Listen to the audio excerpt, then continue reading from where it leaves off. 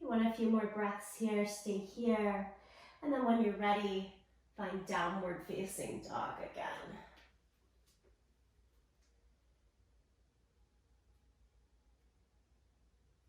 This is our transition time from that 30-minute active flow into the 30 minutes of more static stretch. So it starts with downward facing dog. Actively press the hands down and forward. Feel that lift underneath the armpits. A little softening at the shoulder blades. Engage in the belly. Transverse abdominis working here. It's like that knitting of a corset. Tightening in just a little bit for safety, security. Imagine inner thighs squeezing in, and then the thighs themselves pressing back, widening a bit through the sits bones, even as the heels drive closer to the earth.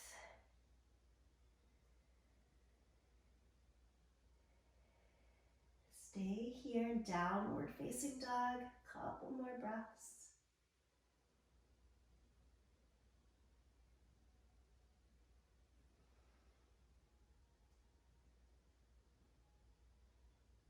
We're going to transition from a lunge into wide-legged forward fold. So it doesn't really matter which leg you step forward into the lunge, but just so we can transition to the long edge of the mat, to either side you want to face.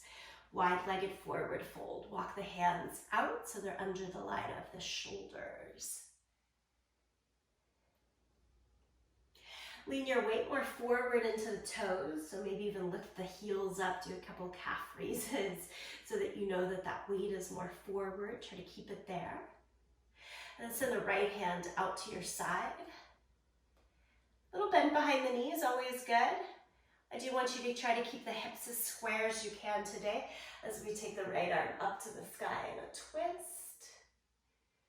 So the bend behind the knees helps keep the hips from going with you. And then take the right hand down and switch sides. Take the left hand out. Again, like that act of letting come, that we're not forcing it here. So the left hand might go all the way up straight to the sky. Maybe it doesn't feel great to twist that deeply. Don't overdo it. Just find a nice, good twist. And then set both hands down. Walk them all the way to the line of your feet and send your head down towards the mat. Notice I'm saying towards, so maybe your head does reach the mat, but it does not at all have to. If you feel secure here, hold on to your outer ankles, bend the elbows. Keep thinking spine long so that the head reaches towards or to the earth. And even if your head does reach your mat, don't put much weight on it. Keep the weight in your feet, specifically forward in your toes.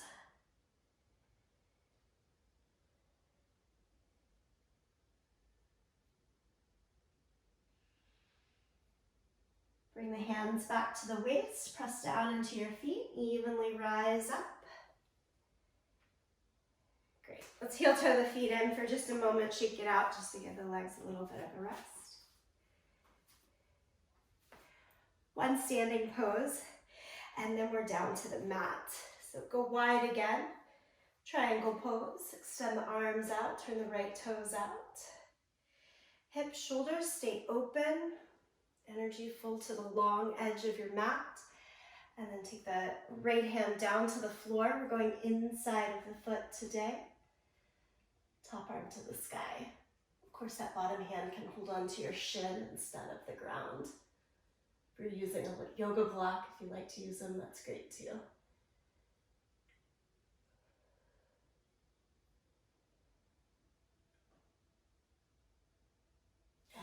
All the way up and switch your sides. Turn the left toes out, right toes straight ahead or a little bit in. Hinge and reach. And then left hand comes to the ankle or just to the inside edge of the foot. We were playing with making this triangle pose like more of a back bending posture last week. I'm just going straight up and down today.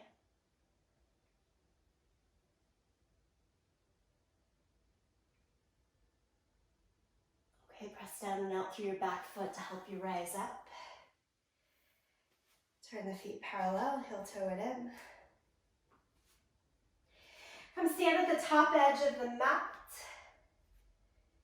For the fun of it, let's lift the arms to the sky. And exhale, forward fold. Change to downward facing dog. And bring the right knee behind the right wrist for pigeon pose. Right heel can tuck close to the left hip or bring it further out. Let's go right into that sleepy pigeon, down to the forearms, maybe even all the way down to the forehead. If that's accessible to you and feels nice. In this form of sleepy pigeon, you can even let that right hip and right side get a little extra weighty. Don't worry as much as maybe I usually harp on you about keeping even weight in both sides. More like our yen posture here. Just giving in a little more passive release.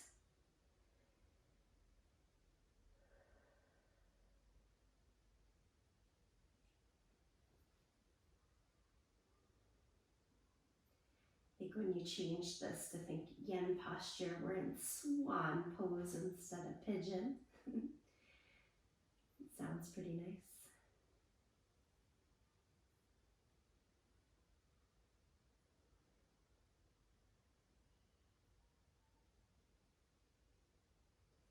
And then let yourself fall even further onto that right hip and pull your left knee in close to the right foot.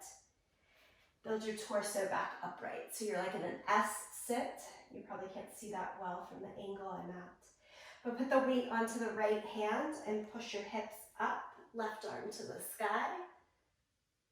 We're looking for a stretch through the whole front side of the body. I'm especially feeling that in my left hip flexor right now.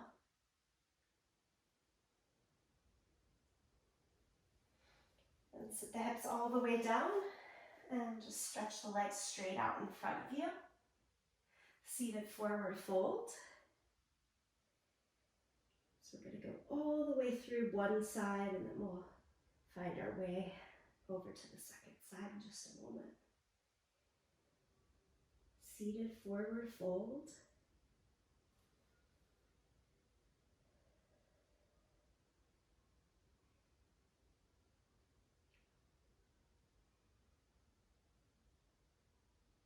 One more bit for the hip on this right side. Come upright, lean back on your hands.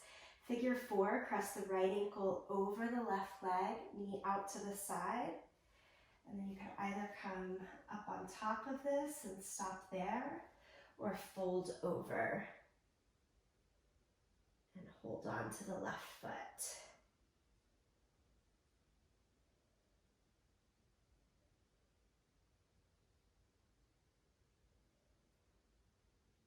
Do you bring your torso back upright? Legs can go out in front, and then we just kind of shift our way back to downward facing dog. So then we can find that same sequence on the second side. So left knee behind the left wrist, heel towards the right hip or further out.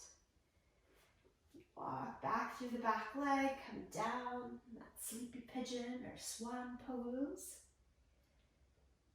And again, feel free as you get into that more released, active position to let some weight sit on the left side, a little heavier than the right here. It can be on the forearms, forehead. Feel free to stack a block under the forehead.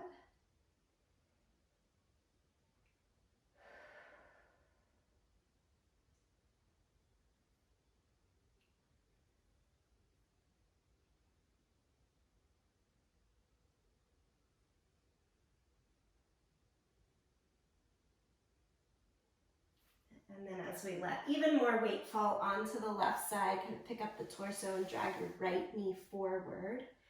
And then that left hand gets the weight so that you can press your hips forward and right arm to the sky. Big full front body stretch. Sit the hips back down. Spin the legs out in front. Seated forward fold.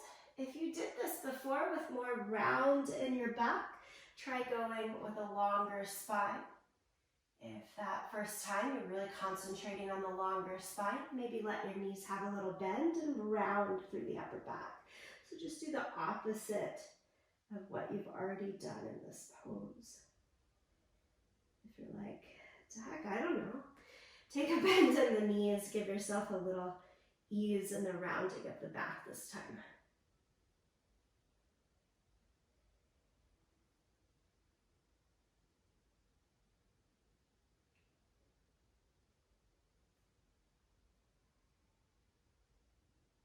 Okay, and then as we come up, you'll lean back just so we have some space to kick that left heel over the right thigh. Like an open book, as wide as we can out to the side, and then sit up more into an L shape in Dandasana.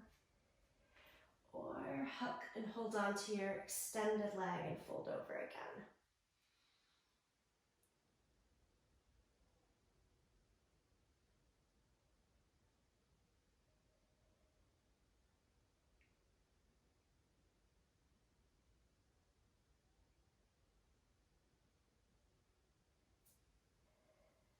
Okay, we can release that. Both legs out, give it a little bit of a shake. And then soles of the feet together. Baddha. Keep the heels pretty close in to the pelvis. Push the feet together, knees out, and stay upright in the torso here. You can really hold on to the feet or not. Really strongly, energetically push feet, extend the knees. And then we're going to do the opposite thing here is Tadasana, or star pose, if you take the heels further away from you. And then we do want to round the back and drape over. Some call this Omega pose, where we're trying to put the forehead basically into that open book of the feet.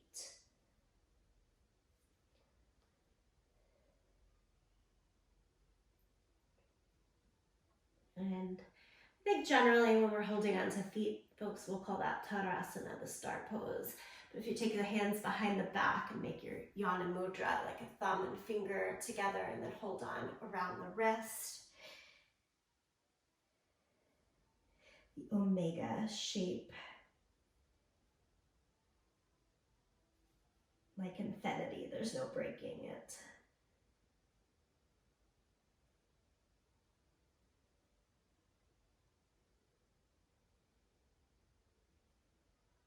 Give it another breath here as well. And come on upright and stretch the legs back out. Okay, so we're going to flip so that we're lying flat down onto our belly. We did a lot there from all of the lunges that we did in our active practice to kind of release through legs and hips. And then we also just did a lot of twist from the active practice. So we're going to give some release through the spine here for the latter half of this stretch. So if you're down on the belly, stretch your arms out in a T. And then bring the left, let's go the right hand close into your shoulder like it's in cobra position, like you're about to push up. But then roll over that left side. So step the right foot behind you. We're looking to stretch through the pectoral, the front of the shoulder, front of the chest. Set your head down, don't keep it lifted, that'll feel better.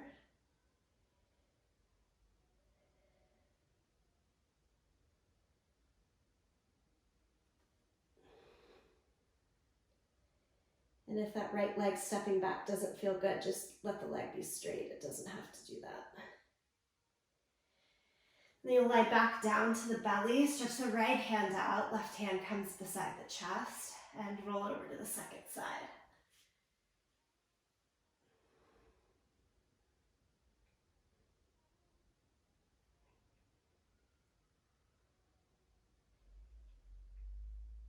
We do the version of this pose I used to do most often standing at the wall in class.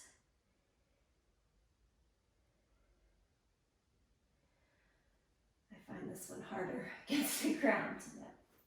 Here we are. Okay, come back to the belly. Both hands stretched out, and then change to that wide cobra where fingertips are down, elbows are up, feet as wide as the yoga mat, and press down through the front of the legs and the feet, lift the chest up. Again, going back to that more passive yen-like focus on stretching. It should feel pretty heavy here. If it's too heavy in the low back, doesn't feel great, just be a little bit lower down. I'm letting some weight sink into low back here.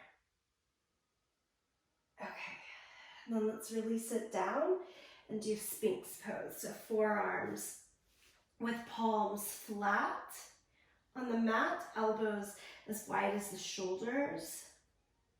Press down through the forearms, feel the chest lift and look straight ahead.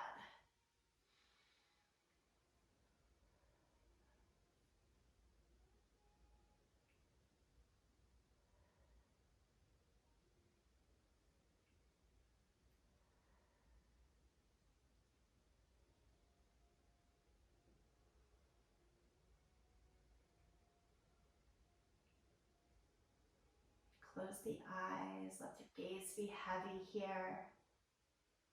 And again, I'm feeling this pretty heavy in mid to low back.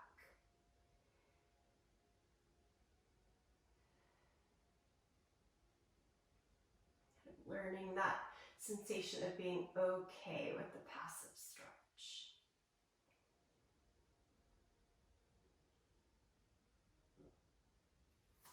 Okay, we'll let ourselves lay all the way back down and then flip over onto your back.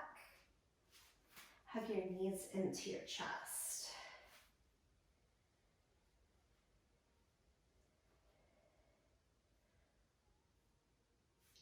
So working through both the sort of spinal extension, stretch through chest and shoulders, and now a little bit more of that spinal flexion and rounding. Just hug strongly, knees into chest.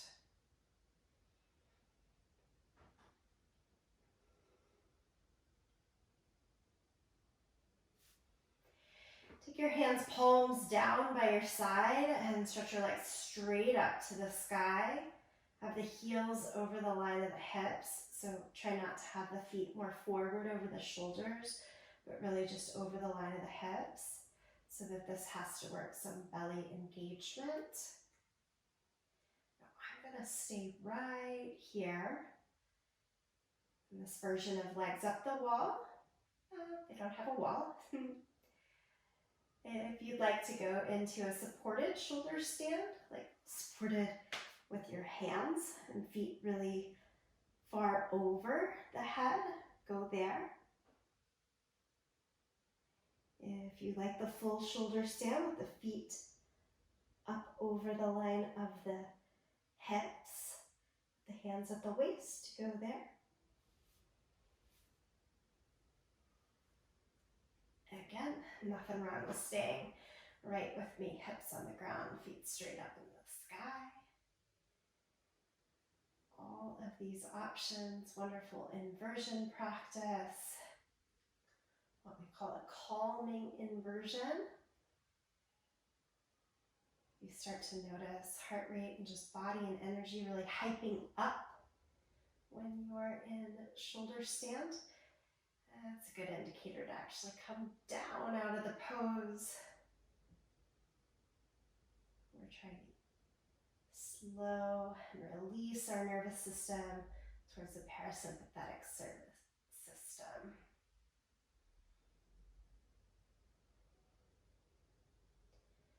No fight or flight here. Take yourself down. Ground, ground, ground. Whatever version of this you're in, pull the knees back into your chest and the soles of the feet back to the mat. And we're going to open up the front side of the body one more time in bridge pose. Press down through the feet, shoulders high, lift the hips.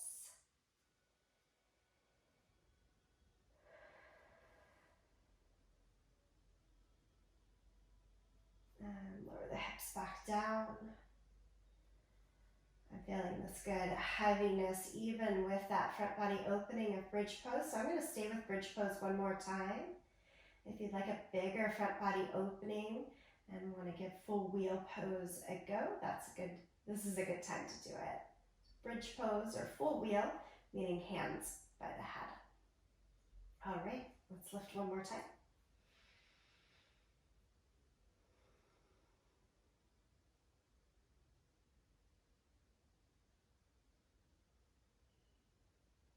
And on your own time, coming back down. Squeeze the knees into the chest. Let both knees fall over towards the right side. An easy supine twist now.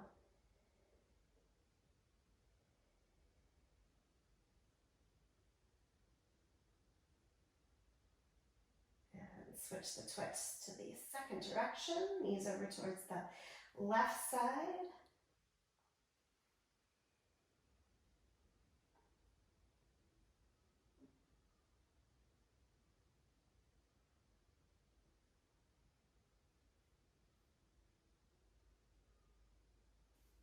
Back into your center. Friends, I'm going to give us 3 whole minutes in a passive form of Baddha Konasana. Soles of the feet together, knees out to the side. The Baddha Konasana is just lying back, arms out. Knowing that we've got 3 minutes here.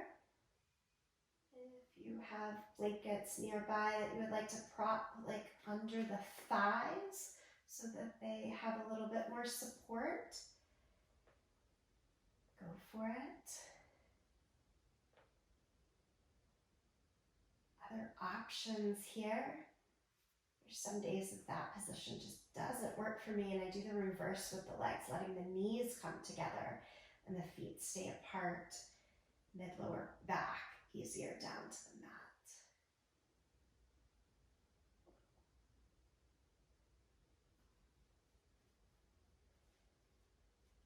I'll be quiet here though, just checking in a little bit to remind us to stay present in breath, body.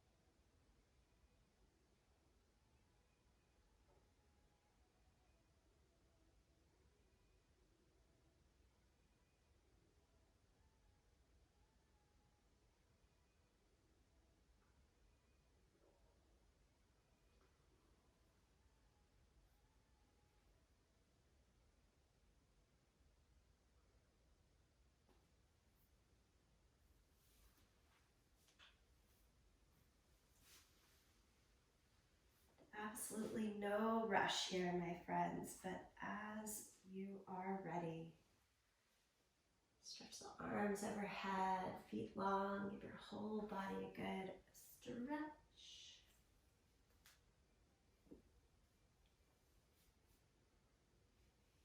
And work your way all the way to a seated position.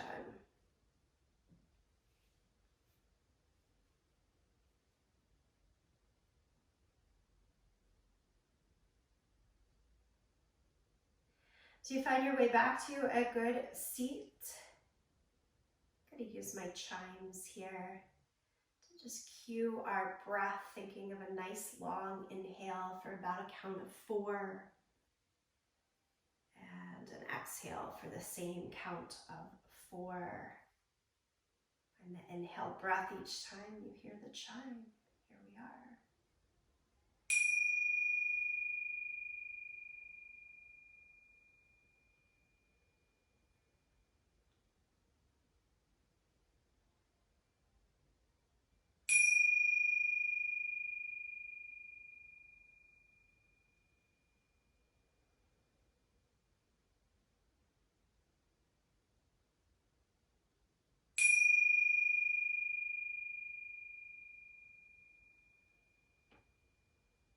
For the next 2 chimes, can you let your exhale breath be longer than your inhale breath?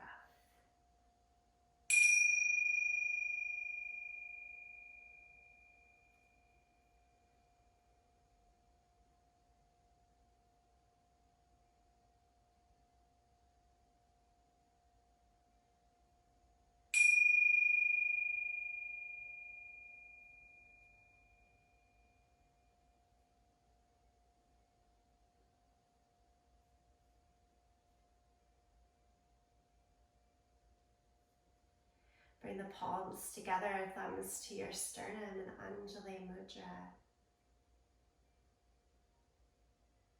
I hope the intention of your time on the practice today, something of that, don't push it too much, let it come, can continue throughout your day and into this week.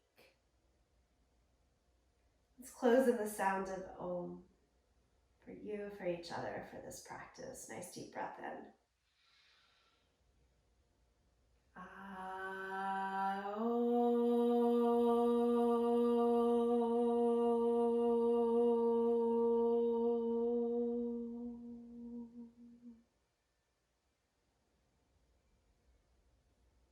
Thank you. Namaste.